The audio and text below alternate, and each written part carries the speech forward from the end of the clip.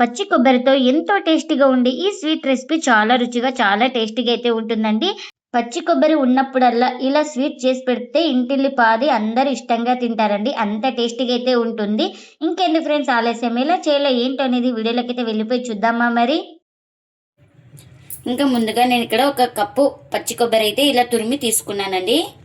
ఇప్పుడు మిక్సీ జార్లోకి అయితే వేసుకుంటున్నా.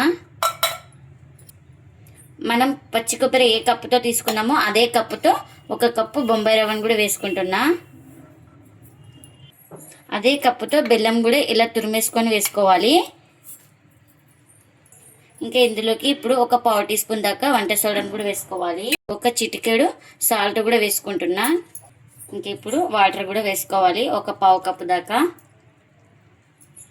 ఇంక ఇప్పుడు మూత పెట్టేసుకొని స్మూత్గా గ్రైండ్ చేసుకోవాలి. ఇంకా చూడండి, ఇలా స్మూత్గా గ్రైండ్ చేసుకున్న తర్వాత ఒక మిక్సింగ్ బౌల్లోకి అయితే వేసుకోవాలి.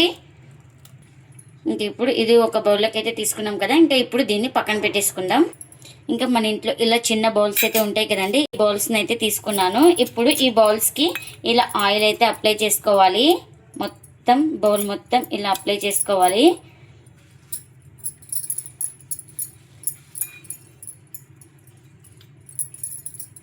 మనం ముందుగా మిక్సీకి అయితే గ్రైండ్ చేసుకున్నాం కదా, ఈ బ్యాటర్ని ఇందులోకి ఫిల్ చేసుకోవాలి.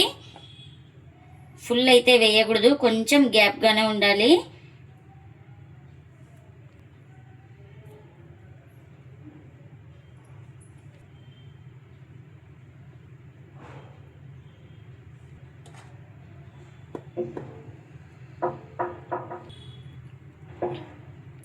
ఇంకా ఇలా మొత్తం అన్ని ఫిల్ చేసుకున్న తర్వాత నేను ఇక్కడ జీడిపప్పు పలుకులు అయితే ఇలా కట్ చేసుకొని ఇంకా అక్కడైతే వేస్తున్నాను. ఇలా వేసుకోవడం వల్ల చాలా టేస్టీగా అయితే ఉంటుంది, చూడడానికి కూడా చాలా కలర్ఫుల్గా అయితే ఉంటుంది మనకు.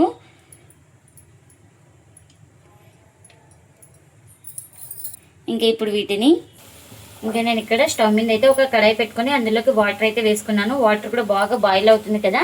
ఇప్పుడు మన ఇంట్లో ఇలాంటి చిల్లులు గిన్నె కానీ చిల్లుల ప్లేట్ కానీ ఉంటే మనం ఇలా పెట్టేసుకోవాలి.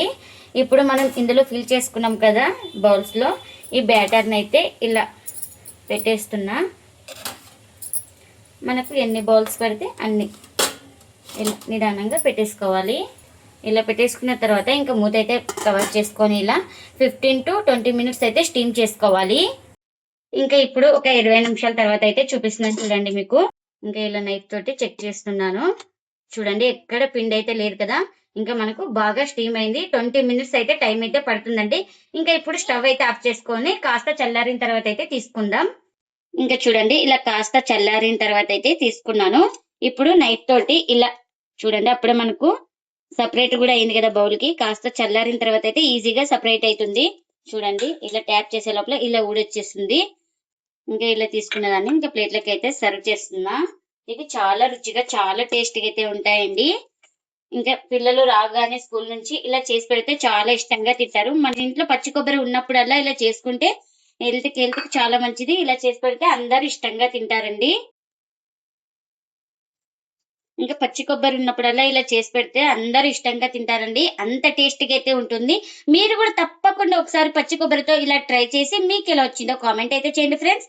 ఇదండి ఇవాల్టి వీడియో. ఈ వీడియో కనుక నచ్చితే ప్లీజ్ లైక్ చేయండి, షేర్ చేయండి, కామెంట్ చేయండి. అలాగే లైక్ చేసి సపోర్ట్ చేయండి friends. Thanks for watching. By by.